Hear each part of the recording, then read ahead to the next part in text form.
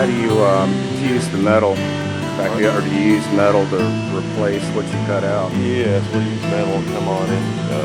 We'll cut probably from here, go through there, and rebuild the inner channel. It's all rusted out, and just replace it.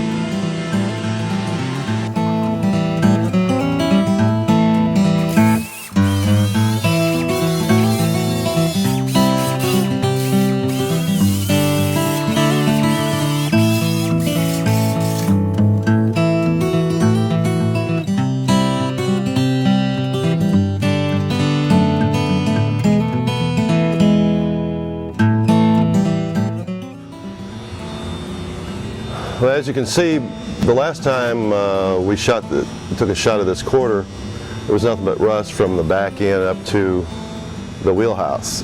So cut out all that rust, and up front here there was nothing. It was just open.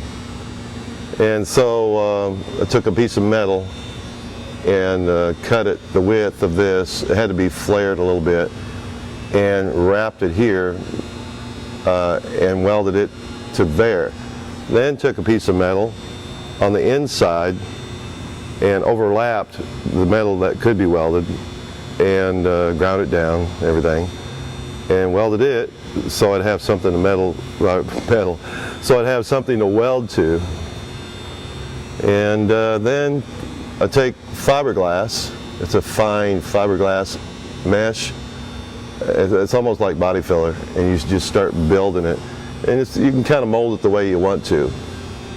And then the next step after this will be taking body filler and going over this, because it sands a lot easier than this fiberglass. Fiberglass is just, it's hard as a rock, and you can't mold too much with it as easily as you can with the body filler. So that's kind of like a drywall compound to work. Right. Yeah. So, and then we'll have a nice,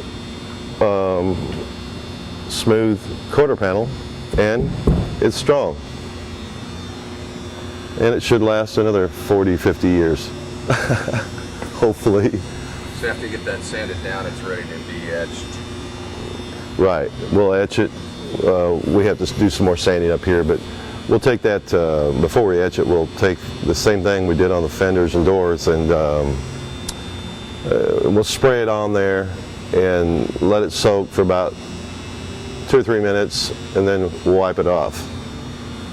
And then we're ready to go ahead and metal etch it, and whatever else we need to do. Put the etching primer on it. And we gotta put the etching primer over the whole, anything that is exposed, we'll have to put that over the whole car. And then, we're gonna go ahead and prime it, and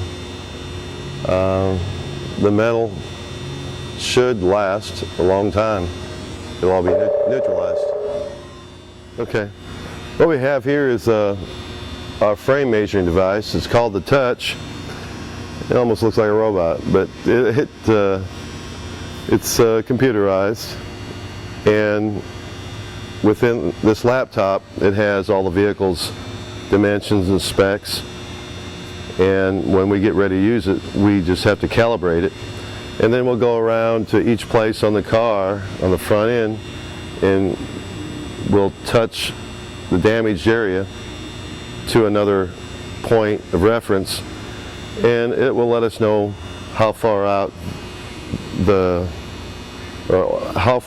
or in the damage is to the inner rail.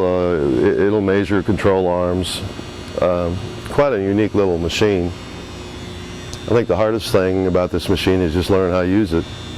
It's pretty kind of high tech for an old guy like me, but it works.